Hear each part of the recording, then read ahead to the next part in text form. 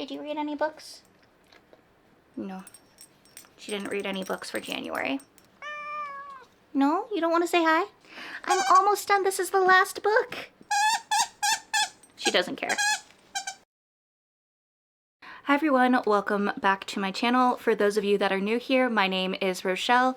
I have a problem with pretty books and I also have a disability, and today what we're going to do is wrap up all the books that I read for the month of January.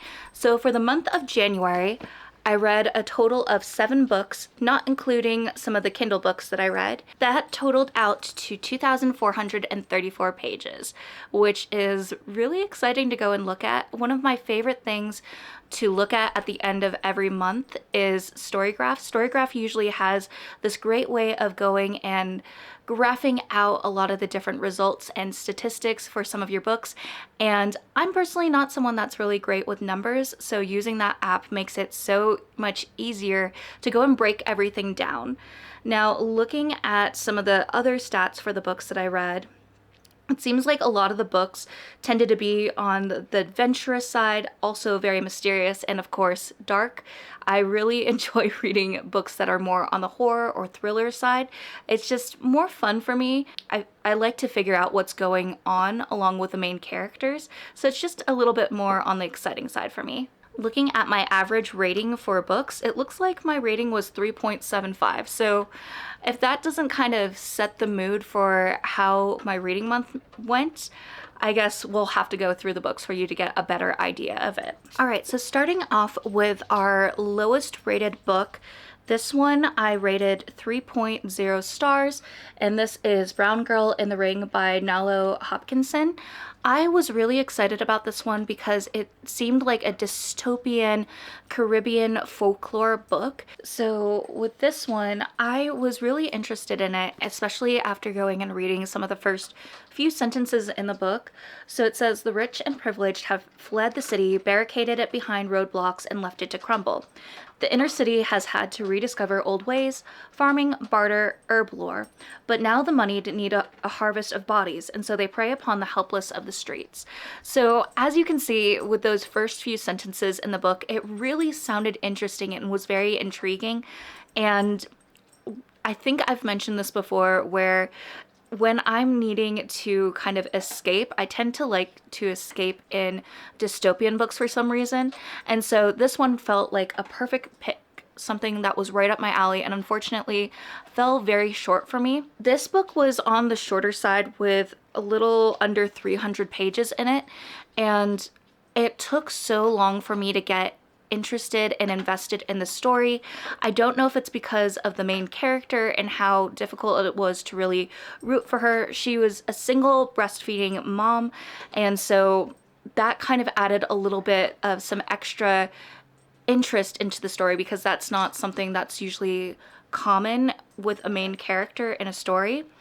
But the way the writing was and some of the ways that the characters talked, it just kind of flew over my head, and I felt like I glassed over a lot of it, especially until the middle of the book.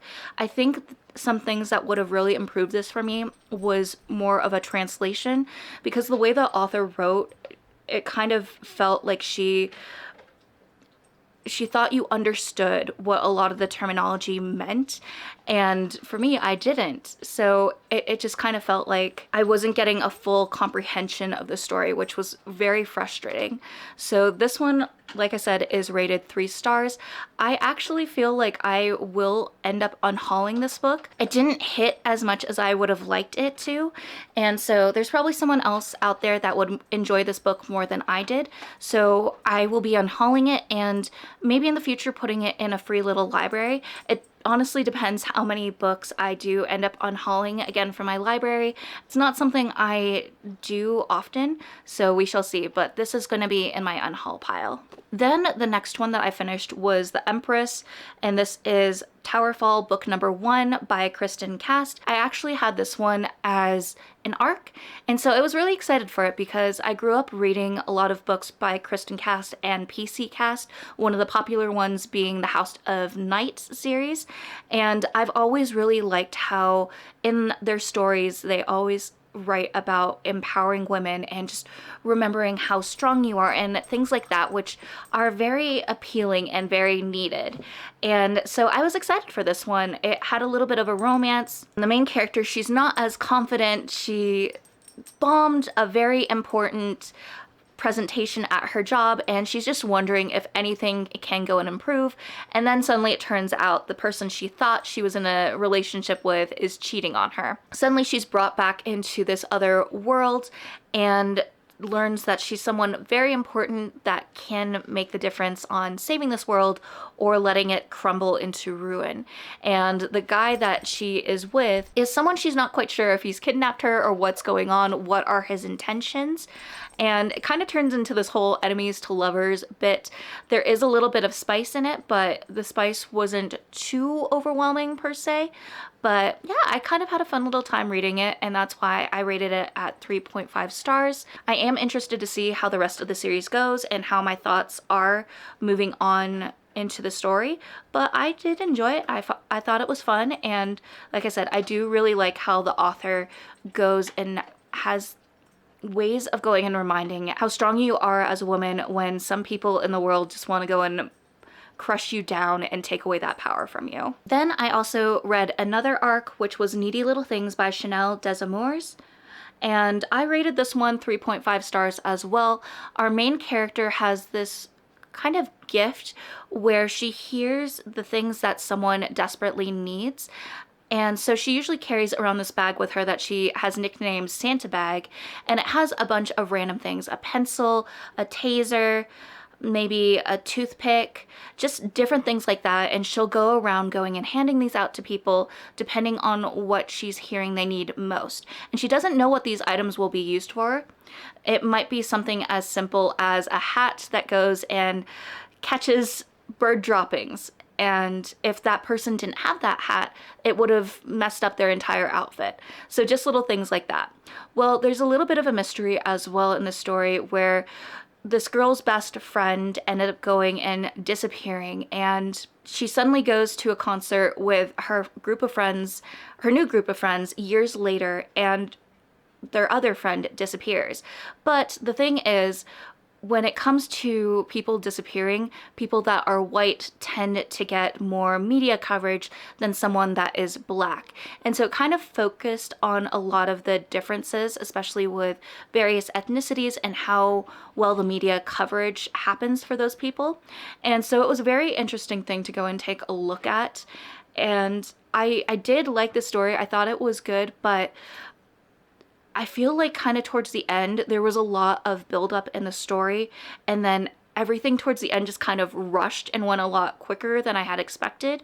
Things did get wrapped up very nicely, so there weren't any loose ends that frustrated me, but the way the pacing was didn't entirely work for me, which is why I rated it 3.5 stars. Then we have One Dark Window by Rachel Gillig. This is the first book in the Shepherd King duology, and I'm so excited that I finally got the chance to read it. This has been a book that was very viral for the longest time and that everyone was talking about, and I thought it was really good, but I don't know if it's because I had these unrealistic expectations and my expectations were so high because so many people raved about this book, but it just didn't hit as much for me. I don't really know if it had to do with a love interest or anything like that, but I just didn't find this book to captivate me as much. So with this one, the main character, Elspeth, she kind of has this dark creature in her mind called the Monster, and he kind of pokes up every now and then, especially when Elspeth calls on him for help. And the thing is, there's this infection going around, and anyone that gets the infection basically gets taken away by the kingdom, and they're never seen again. So Elspeth has been living her entire life keeping the fact that she was infected under wraps, so no one finds out about it, her family doesn't get in trouble, anything along those lines. Well, then it turns out that basically the captain of the king finds out that she has been infected and she has this power, and suddenly she gets wrapped into going and helping him and some of these different plans they have, and she's not quite sure can she fully share her secret with him and the other people on his side, or can he not be trusted as well? It really was good. I did really enjoy it, but like I said, my expectations were a little bit too high with it, but I will be continuing on with the story because the way the ending of the book was, it's one of those things that I need to know what happens next. So I will continue on with the series, but we'll see how I end up liking the second book. I feel like I've heard a lot of mixed things about the second book being really loved, and also with people being kind of meh on the second book as well. Then the next book we have is Endless Night. It's the second book in the Arcana Chronicles by Kresley Cole, and I rated this one 4 stars. I have been kind of rereading the series over and over the years, and for the longest time I was waiting for the last book to come out, and it took a hot minute for it to. So I haven't ever finished the series, and one of my goals this year for 2025 is to finally finish a lot of book series that I've started but never actually read the very last book in the series. So when I got to reread this one, it was really great to remember what was happening in the storyline and what was going on. And I still do really love this series and hold a dear place in my heart for it, because I do love the fact that a lot of the characters in the story are based off of tarot cards, and they have different powers, and it's very dystopian, Hunger Games type of feel. But I did not remember one of the events that happened basically in the last few pages of the book that just didn't rub me as well and left a little bit of an ick for me, but I still will be continuing on with the story. But one character that I thought I really liked, I wasn't happy with their decisions at the end of the book, and so I'll see how it continues because I don't remember fully what happens at the beginning of the third book, so I'm excited to see how that progresses and what I remember and what I don't remember in the rest of the series so far. Then we have Rock, Paper, Scissors by Alice Feeney. This was another book that I had on my radar for a while and I really wanted to go and read. And so with this one, this couple, they're kind of trying to fix their relationship, and so they're going on a little trip for their anniversary. However, there is this blizzard outside, and they end up going and wondering, was it a good decision for them to still go on this trip even with the blizzard? Should they have rescheduled it? Also, why is there no one else around, and this place that they're staying also seems to be abandoned as well? The story was really interesting, and there are a lot of different mysteries as well as flashbacks throughout it. I did not see certain parts coming, although I did have a few other inklings about certain characters and what their motives were. It was a really enjoyable read, and that is why I rated it 4 stars.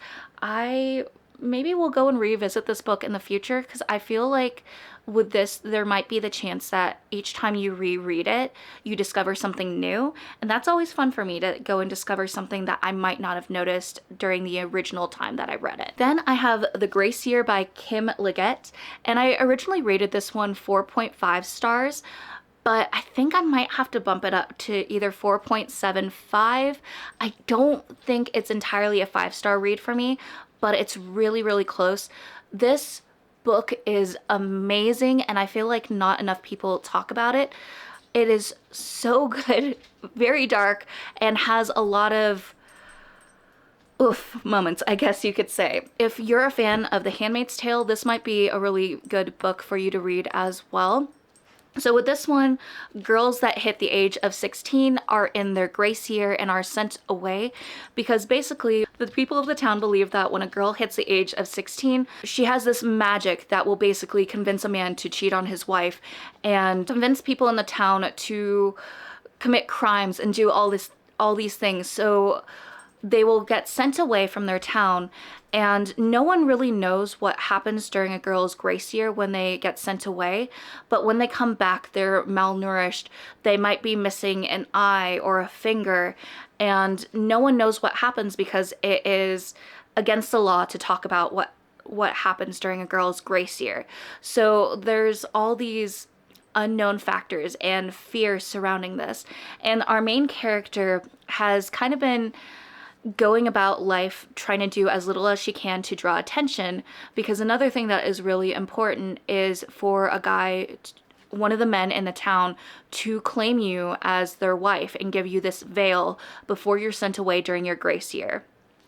And so she has been trying her hardest to not get any attention, to attract as little as possible, so that when she gets sent away for her grace year, when she comes back, she will not belong to a man, but instead will be able to have her own freedom to a certain extent by working on the farm or doing more manual labor tasks, instead of being relied on to go and belong to a man and also produce a child, so that that child might be a girl and get sent away for the grace year as well. She doesn't want to have a child that is stuck with that future.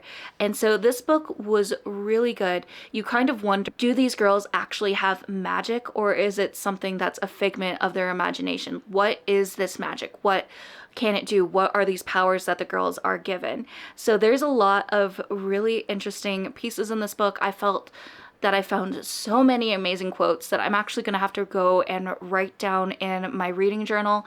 But I thought this was an amazing book, and I highly recommend to put this on your TBR if you don't have this. It's an amazing read. I felt that this was unlike anything I've ever read before, and I definitely want to go and see what other books this author has written and read those books as well, because holy crap, just the way she wrote, I loved it so much. And this is definitely going to be a book that I continue to think about, and I'll have to go and revisit it again in the future just to go and reread it again, because it was so good. But yeah, this I could rave about forever and ever. Those are the 7 books that I read for the month of January. I feel like I had a pretty decent reading month, especially with 7 books being read. I can't wait to see how the month of February goes with the books that I read. But if you read any of these books before, I'd love to hear your thoughts in the comments down below. Or if you happen to read a different book from me for the month of January, I'd love to hear your thoughts. Was it a book that you absolutely loved and is your new favorite? Or was it a book that you kind of felt meh on? Either way, I'd love to hear your thoughts on that down below. And as always, if you like this video, please leave a like. That means the world to me. Or even go and subscribe. I love knowing that people are enjoying the videos that I'm making and the little community that we're building. It's so exciting to watch it grow and just connecting with you all. It's so much fun because this is something I've always wanted to do. Getting to share my love of books with people is just, it's so fun. It's so much fun to rediscover how amazing reading is and how many amazing books there are out there. But anyway, I love you all so much, and always remember that you're worthy and capable of amazing things. Bye. Touch. Good girl. Yeah. Do you want a treat? All right. Touch. Okay. Can you go in? There we go. Nugget, touch. This guy is a little chaos gremlin. Sir. You're a little chaos gremlin. You're so cute though. Okay, go this way. Stop trying to get in the closet. Men believe that Nuggie.